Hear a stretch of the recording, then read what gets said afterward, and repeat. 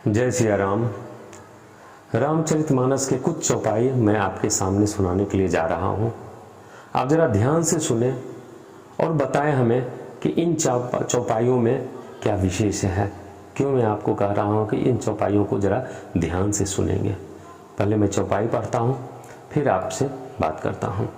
पहली चौपाई है, सत जोजन ते ही आनंद किन्हा, अति लघु रूप पवन सुत लिन्हा। दूसरा है, पुर रखवारे देखी बहु, कपि मन किन्ह विचार, अति लघु रूप धरो निशि, नगर करो पैसार। तीसरी, मसक समान रूप कपि धरी, लंका ही चले सुमरी नर हरि। आगे है, पावक जरत देखी हनुमंता, बहु परम लघु रूप तुरंता। उसके बाद है चौपाई, जामवंत कह वैद सुसेना, लंका रहे को पठई लेना, धरी लघु रूप गौ हनुमंता, आने भवन समेत तुरंता। और भी इस तरह की चौपाइयां हैं। बस इतना पर ही मैं बात करना चाहता हूं कि इन चौपाइयों में क्या विशेष है। क्या आपने ध्यान दिया है कि क्या विशेष है इसमें? हाँ, सही पकड़ा आपने। इन सभी चौपाइयों में लघु रूप है। हनुमान जी जब भी बड़े बड़े काम करने के लिए जाते हैं तो अपने शरीर के आकार को एकदम छोटा कर लेते हैं। लघु रूप मतलब आकार में बहुत ही छोटा हो जाते हैं। जैसे पहले चौपाई है, सत जोजन ते ही आनंद किन्हा, अति लघु रूप पवन सुत लिन्हा। जब सुरसा अपना आकार बढ़ाते बढ़ाते बढ़ाते बढ़ाते 100 जोजन का कर लिया तो हनुमान जी बोले नहीं, इस तरह से तो फिर मैं बाधा में फंसता चला जाऊंगा। अगर आगे बढ़ना है जीवन में तो कभी कभी छोटा रूप धारण करना पड़ता है, अपने आप को छोटा दिखाना पड़ता है। कहने का मतलब ये हुआ, रामचरितमानस के द्वारा बताया जा रहा है कि ये सुरसा क्या है? प्रतीक है एक अहंकार का। सामने वाले का अहंकार बढ़ते जा रहा है और हम भी उसे दिखाने के लिए अपने अहंकार को और आगे बढ़ाते जा रहे हैं।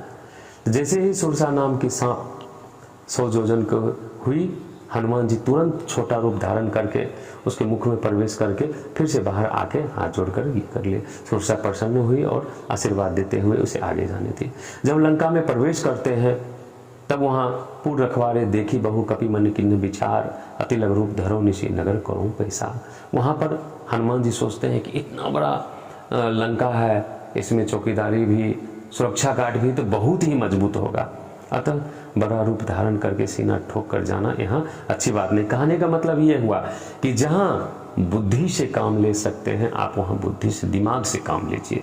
हमेशा शरीर से काम नहीं लिया जाता है। तो वहाँ पर भी हनुमान जी एकदम मशक समान छोटा रूप धारण कर लिए और आगे चले गए।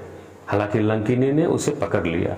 हनुमान जी को मशक समान में भी छोटा मच्छर के समान बन गए, फिर भी लंकनी ने पकड़ लिया उनको, हनुमान जी को। लेकिन जब यहाँ शरीर बड़ा करना था, शरीर का रूप विशाल करना था, चूंकि यहाँ पर मारना था लंकिनी को, उन्होंने विशाल रूप धारण करके लंकिनी को एक ही मुक्का मारा और लंकिनी के मुंह से खून निकल गया।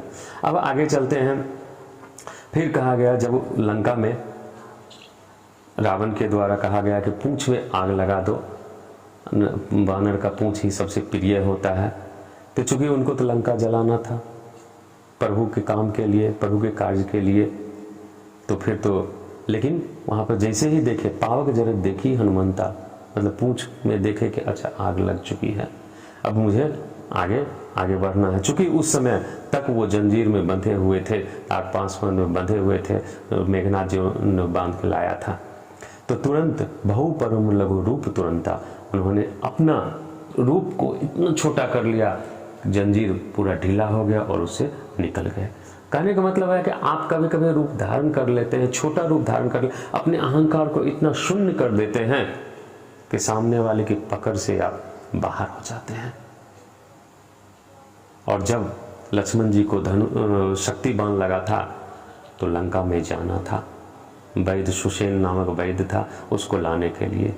वहां पर भी जाए तो कौन जाए, हनुमान जी को ही जाना था। बहुत बड़ा काम था। लंका, जो रावण का लंका है, सिर्फ पहरेदारी बहुत सख्त थी वहां पर, वहां जाके वैद्य को उठा कर लेके आना था। तो जाने से पहले धरी लघु रूप गौ हनुमंता, आने भवन समेत तुरंता। आप ध्यान देंगे यहाँ कि एकदम छोटा रूप धारण किए लेकिन पूरा मकान को ही उठाकर ले आए। आप जितना छोटा रूप धारण करेंगे, अहंकार जितना शून्य होगा, आप उतना बड़े काम करेंगे। अतः रामचरितमानस के द्वारा हमें ये सीखने को मिलता है कि हम अपने अहंकार को छोटा से छोटा कर लें, संभव हो तो शून्य कर ले। हालांकि ये हम जैसे मनुष्य के लिए संभव नहीं है कि अहंकार कभी भी शून्य हो जाए, लेकिन अहंकार को अगर हम छोटा कर सकते हैं तो हम बड़े से बड़े काम जीवन में कर सकते हैं। अहंकार जब तक रहेगा भगवान को पाना नामुमकिन है, मुश्किल है, असंभव है। अहंकार के साथ या तो आपके साथ अहंकार जाएगा या फिर भक्ति रहेगी। जिसके पास अहंकार है भक्ति नहीं हो सकती है। भक्ति अगर शरीर में लाना है, मन में लाना है, अपने अंदर भक्ति को जगाना है तो अहंकार को कम करना होगा। खत्म करने के प्रयास करिए। खत्म तो होना संभव नहीं है, लेकिन अहंकार को कम किया जा सकता है। जिस दिन अहंकार कम हो गया उस दिन ना हमारा कोई दुश्मन होगा और ना हमारे सामने कोई बाधाएं होंगी। जय